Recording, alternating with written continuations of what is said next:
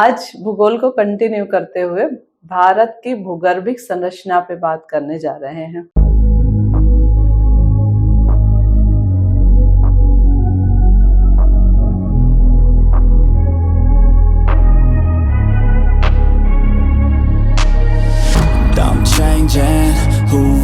सबको नमस्कार। हमने जो है भूगोल पे बात करना शुरू किया था, बेसिक चीजों पे बात किया था, उसके बाद हम थोड़ा सा लेट हो गए वीडियो डालने में। आज भूगोल को कंटिन्यू करते हुए भारत की भूगर्भिक संरचना पे बात करने जा रहे हैं। तो भूगर्भिक संरचना पढ़ने से पहले ये देख लेते हैं कि भारत का जो भूगर्भिक संरचना है उसके पहले जो पीरियड्स थे, युग थे, उसको कितने भागों में बांटा गया था, है ना। कभी कभी इस पर क्वेश्चन पूछ लिया जाता है, खासकर यूपीएससी वगैरह में पूछा जाता है। तो ये 5 पार्ट में बांट दिया गया था। सबसे पहला जो बांटा गया था उसको कहा जाता है एजोइक कहा जाता है। एजोइक जो बांटा गया, इसके युग का तो पता नहीं है, पर इसका जो पीरियड टाइम रहा है उस समय कहा जाता है आर्कियन। और फिर इसके साथ अगर हम समय को देखें तो समय का भी ज्ञान नहीं है। सेकंड जो होता है वो होता है पैलियोजोइक। इसका जो युग है वो प्रथम युग के नाम से जाना गया है। और इस समय जो हम पढ़ते आते हैं ना चट्टानों के बारे में, तो उसमें से कौन सा चट्टान हमें जानने को मिल रहा है, ये अगर हम देखें तो जैसे कहते हैं कैब्रियन के समय का है ना, वो एक चीज इसमें आ जाता है। सिल्यूरियन के समय है ना। और अगर इसका टाइम पीरियड देखते हैं तो 600 मिलियन वर्ष पूर्व की बात है। और इसी तरह से अगर तीसरा हम देखते हैं तो उसे कहा जाता है मेसेजोइक। और मेसेजोइक जो है उसको कहा गया है द्वितीय युग। मेसेजोइक का अगर हम उदाहरण देखते हैं तो इसमें जैसे जुरैसिक कहा जाता है ना, जुरैसिक युग जो है या पीरियड टाइम जो है, शक जो है वो आया था। और इसका टाइम पीरियड लगभग 225 मिलियन वर्ष पूर्व का माना जाता है ना। और फिर इसी का चौथा जो आता है जिसको कहते हैं हम सेनेजोइक। सेनेजोइक को कहा गया है थर्ड युग कहा गया है ना, टर्सरी कहा गया। इस समय के अगर हम पीरियड्स को देखें या टाइम को देखते हैं तो उस समय हमको देखने को मिलता है कौन सी चीजें हैं, मायोसीन या फिर इयोसीन जो है। और टाइम पीरियड माना गया है लगभग 70 मिलियन वर्ष पूर्व की बात मानी गई। और ऐसे ही जो इसका 5 है, लास्ट जो है 5th है, उसको कहा जाता है नियोजोइक। और ये जो नियोजोइक है इसको चतुर्थ युग के रूप में जानते हैं। और इस समय का जो शक आया है या पीरियड टाइम आया उसको होलोसीन कहते हैं। और ये 1 मिलियन वर्ष पूर्व की समय अवधि को माना जाता है। ठीक, तो ये जो समय पीरियड है इसके आधार पर किन बातों को हम देख सकते हैं, कौन सी बातें जान सकते हैं कि किसी भी देश की जो भूगर्भिक संरचना होती है वो भूगर्भिक संरचना का अध्ययन हमें क्यों करना है, या भूगर्भिक संरचना का जब हम अध्ययन करते हैं तो किन चीजों का पता चलता है। तो खासकर 2 बातें तो हमें पता चलती ही हैं। कौन कौन सी 2 बातें पता चलती हैं? एक तो पता चलता है कि वहां पर जो चट्टानें हैं उन चट्टानों का स्वरूप कैसा है। और दूसरी बातें पता चल जाती है कि वहां की प्रकृति कैसी होगी। आज हम इसी पर मुख्य रूप से इस वीडियो में फोकस करने वाले हैं कि भारत जो है, भारत के भूगर्भिक, कहने का मतलब भारत के अंदर, भूमि के अंदर वाले भाग में कौन कौन सी चट्टानें हैं और उन चट्टानों का स्वरूप कैसा होता है, किस क्षेत्र में कौन सी चट्टानें पाई जाती हैं। कभी कभी इस तरह के क्वेश्चन आते हैं, है ना, या इस चट्टान का निर्माण कैसे हुआ है। तो भारत के भूगर्भिक संरचना को ध्यान से अगर आप देखें तो सबसे पहला जो आता है वो आता है आर्कियन चट्टान। आर्कियन चट्टान का निर्माण कैसे हुआ?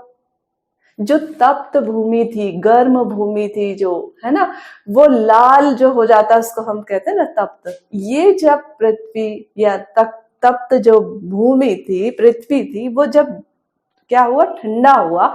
तो उसके ठंडा होने के बाद में आर्कियन चट्टानों का निर्माण हुआ है। और ये जो हमारे आर्कियन चट्टान है, इन आर्कियन चट्टानों की खासियत क्या होती है, ये चट्टानें जो हैं सर्वाधिक गहराई में पाई जाती हैं, पृथ्वी के गहराई वाले हिस्से में। दूसरी बात होती है कि ये चट्टानें कैसी होती हैं, रवेदार होती हैं। और तीसरी जो बात होती है, कई बार के आपके एग्जाम के क्वेश्चन में आपको मिलेंगे, देखिएगा, इनमें जो है जीवाश्म नहीं पाया जाता है। इसका इतना रूपांतरण होता है, इतना रूपांतरण होता है कि इसका मूल स्वरूप तो नष्ट ही हो गया है। इतनी बार इसका रूपांतरण हुआ है ना। जीवाश्म नहीं पाए जाने के साथ साथ ये जो चट्टानें हैं भारत के प्रायद्वीपीय क्षेत्रों में ज्यादा पाया जाता है, जैसे तमिलनाडु हो गया, कर्नाटक हो गया, है ना, आंध्र प्रदेश वाला क्षेत्र है, कुछ मध्य हिस्सा में भी है, जैसे मध्य प्रदेश है, उड़ीसा है ना, झारखंड है, उन क्षेत्रों में पाया जाता है आर्कियन चट्टान। इसी के क्रम में देखते हैं हमारा दूसरा चट्टान। दूसरा जो चट्टान है उसको कहते हैं धारवाड़ चट्टान। ये कैसे बनता है धारवाड़ चट्टान, हमारा जो आर्कियन चट्टान है उस आर्कियन चट्टान के अपर्दन और निक्षेपण के बाद हमें धारवाड़ चट्टान का निर्माण होता है। ये जो चट्टानें बनती हैं ये प्राचीन तो चट्टानें हैं, पर इसकी खासियत है कि ये परतदार परतदार परतदार होती है ये चट्टानें, है ना। और परतदार होने के साथ साथ इसमें जीवाश्म नहीं होता है। ये बात आर्कियन में भी जीवाश्म नहीं है और इसमें भी जीवाश्म नहीं पाया जाता है। संसार का जो प्राचीनतम कहा जाता है ना मोड़दार चट्टान, कौन सा है अपने यहाँ, अरावली चट्टान, वो इसी का एग्जाम्पल हो जाएगा। बुंदेलखंड का चट्टान किसका उदाहरण आएगा, आर्कियन में। धारवाड़ का उदाहरण कौन सा हो जाएगा, अरावली पर्वत हो जाएगा। तो ये पढ़ते समय हमें ध्यान रखना होगा। और एक इम्पॉर्टेंट बात इसमें देखना है कि धारवाड़ चट्टान जो है इसका नाम ऐसा क्यों पड़ा होगा, ये चट्टान का जन्म माना जाता है कि कर्नाटक का धारवाड़ और शिमोगा जो जिला है वहां पर ये चट्टानों का जन्म हुआ है कहते हैं, इसलिए इसका नाम दे दिया गया है धारवाड़। और इसके अलावा ये संसार के कई क्षेत्रों में पाया जाता है, जैसे भारत में लद्दाख वाला क्षेत्र है वहां पर पाया जाता है ना। और इसके अलावा जो है गढ़वाल जिले वाले में पाया जाता है। और ऐसा माना जाता है कि आर्थिक दृष्टि से सबसे महत्वपूर्ण अगर चट्टान है तो वो कौन सा है, धारवाड़ चट्टान है। क्यों है, क्योंकि इस चट्टान में जो है खनिज की अधिकता होती है। बहुमूल्य खनिज जो होते हैं वो किस में पाए जाते हैं, इसी धारवाड़ चट्टान में पाए जाते हैं। ठीक है।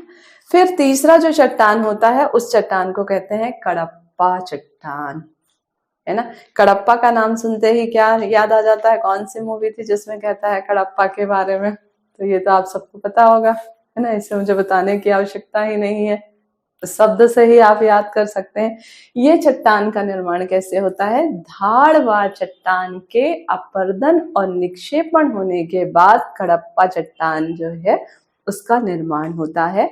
परतदार चट्टान होता है और इसका नामकरण जो है आंध्र प्रदेश के कडप्पा जिले के कारण पड़ा है। इसका कडप्पा चट्टान है ना, वो जिला है, उस जिले का नाम है, वहां पर ये मिलता है। और राजस्थान में भी मिलता है। और ये किस तरह से पाया जाता है, आंध्र प्रदेश में अर्धचंद्राकार रूप में जो है फैला हुआ है वहां पर। और इस कडप्पा चट्टान की खासियत होती है कि इसमें बलवा पत्थर पाया जाता है, इसमें चूना पत्थर पाया जाता है, इसी में संगमरमर भी पाया जाता है, इसी में एस्बेस्टॉस भी पाया जाता है। इसलिए ये जो है ये भी चट्टान काफी महत्वपूर्ण है। इसके बाद अगर हम देखें तो हमारा आ जाता है चौथा चट्टान, जिसको कि हम कहते हैं विंध्य क्रम की चट्टानें। विंध्य क्रम की चट्टानें कहने का मतलब क्या है, ये जो चट्टान बना हुआ है ये कडप्पा चट्टान के बाद इसका जन्म हुआ है है ना। और जितने भी उथले हुए सागर होते हैं ना, छिछले सागर कहते हैं, जो सागर ऊपर उठ चुके हैं, और ऐसी नदी घाटियां हैं जिसका तलघट जो है उनका जब निक्षेपण हो जाता है तो उनके निक्षेपण के बाद विंध्य या विंध्यन क्रम की चट्टानों का निर्माण होता है। इसमें जो है सूक्ष्म जीव पाए जाते हैं, और जहां सूक्ष्म जीव पाया जाएगा वहां तो जीवाश्म होगा ही होगा, है ना। अभी तक हमने देखा था उन चट्टानों में जीवाश्म नहीं था, पर विंध्य क्रम की जो चट्टानें हैं इसमें जीवाश्म जो है पाया जा रहा है। ये भी परतदार होती है, एक के ऊपर एक लेयर ऐसे बने होते हैं। और इस श्रेणी के चट्टान की सबसे बड़ी खासियत ये है कि मध्य प्रदेश के पन्ना जिले में जो है ये पाया गया, जिसमें क्या पाया गया, हीरे की खान, है ना। एमपी का पन्ना जो है हीरे के लिए फेमस है, तो वो इसी में ही है। दूसरा है, इसमें जो पाए जाने वाले पत्थर होते हैं ना, वो कहाँ, हाँ, कर्नाटक का जो गोलकुंडा है ना, गोलकुंडा का जो हीरा खान है वो भी कहा जाता है कि इसी के अंतर्गत, उसमें भी विंध्य क्रम की ही चट्टान है जिसमें ये मिला हुआ है। और इसके अलावा क्या होता है कि इस चट्टान का प्रयोग, विंध्य क्रम की चट्टान का प्रयोग भवन निर्माण में करते हैं। हमारा जो सांची का स्तूप बना हुआ है, लाल किला जो बना हुआ है, जामा मस्जिद बना हुआ है, वो विंध्य क्रम की चट्टानों से ही बना हुआ है, इसी के पत्थरों का इस्तेमाल करके बनाया गया है। अगला हम देखते हैं गोंडवाना क्रम की चट्टानें होती हैं। तो गोंडवाना क्रम की जो चट्टानें होती हैं, इसकी उत्पत्ति कहाँ हुई है, शब्द से ही समझ में आ रहा है, एमपी में सबसे ज्यादा है ना।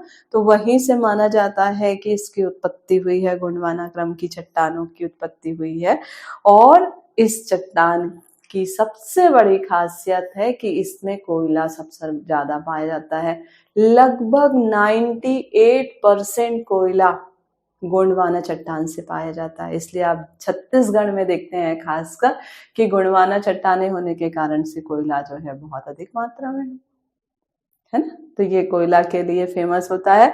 और इसकी खासियत क्या होती है, इस चट्टानों में जो है कौन सी चीजें पाई जाती, जो वनस्पति हैं, जीव हैं, इनके जो अवशेष होते हैं, उन अवशेषों या नदियों और इनके अवसाद जो होते हैं, उनसे निर्माण इनका होता है, गोंडवाना क्रम की चट्टानों का, है ना।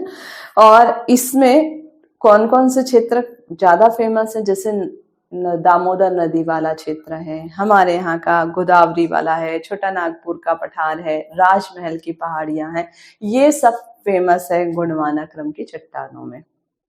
और इसके अलावा फिर एक होता है आपका दक्कन ट्रैप की चट्टानें। तो दक्कन ट्रैप की जो चट्टानें होती हैं वो मेसोजोइक युग की चट्टानें हैं। और इस के बारे में सब लोग जानते हो कि अंतिम काल की चट्टान के रूप में इसको माना जाता है। और ये प्रायद्वीपी भारत वाले क्षेत्र में है। ऐसा माना जाता है कि इन्हीं चट्टानों में, दक्कन ट्रैप वाली चट्टानों में जो है ज्वालामुखी क्रिया प्रारंभ होती है ना। और ज्वालामुखी क्रिया प्रारंभ होने के कारण से इनके बीच में क्या होता है, बीच बीच में दरारें जो है वो आ जाती हैं और वहां से लावा का उद्गार होता है, जिसके कारण से ये चट्टान बनती है ना। दक्कन ट्रैप की चट्टानें तब बनती है। और दक्कन ट्रैप की जो चट्टानें होती हैं या इसका जब विखंडन होता है, तो विखंडन होने के बाद से काली मिट्टी निकलती है, काली मिट्टी का निर्माण होता है। महाराष्ट्र का अधिकांश भाग जो है वो दक्कन ट्रैप वाली चट्टानें पाई जाती हैं। मध्य प्रदेश है, तमिलनाडु है, आंध्र प्रदेश, इन क्षेत्रों में जो है ये दक्कन ट्रैप वाली चट्टानें पाई जाती हैं। इसके अलावा जो है टर्सरी युग की चट्टानें या टर्सरी क्रम की चट्टानें भी जो है पाई जाती हैं। इसका जो निर्माण होता है इसमें कौन कौन सी चीजें पाई जाती हैं टर्सरी युग में, ये इयोशीन युग की चट्टान मानी गई है ना। इस काल में हिमालय पर्वत श्रृंखला का निर्माण हुआ है कहते हैं टर्सरी क्रम की चट्टानों के समय में। और अवसादी चट्टानें होती हैं, इसमें जीवाश्म पाया जाता है। और जास्कर है, लद्दाख है ना।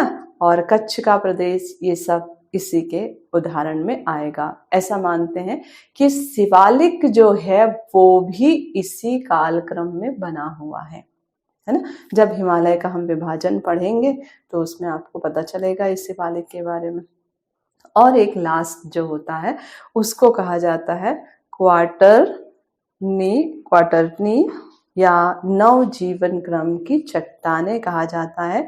ये चट्टानें जो है सिंधु है, गंगा है ना, इन नदियों के, सिंधु गंगा नदियों के मैदान वाले क्षेत्र में जो है पाया जाता है। कश्मीर की घाटी जो है वो भी इसी के अंतर्गत आ जाएगा, है ना। और हम इसमें देखते हैं कि थार का जो मरुस्थल वाला हिस्सा है वो भी किसके अंतर्गत आता है, क्वार्टरनी या नव जीव क्रम के चट्टान के अंतर्गत आता है ना। तो आज जो है हम इन चट्टानों के बारे में तो देख लिए कि ये चट्टानें जो हैं वो कौन कौन सी हैं और इनमें कौन कौन सी चीजें पाई जाती हैं। जस्ट इसके बाद जो है आप पढ़ने वाले हैं कि भारत की जो भू आकृति है वो भू आकृति प्रदेश किस तरह की है और इस भू आकृति प्रदेश में कौन कौन सी चीजें होती हैं। अब नेक्स्ट वीडियो में इस चीज को हम देखेंगे, है ना। कंटिन्यू जो है थोड़ा थोड़ा पढ़ते जाएंगे।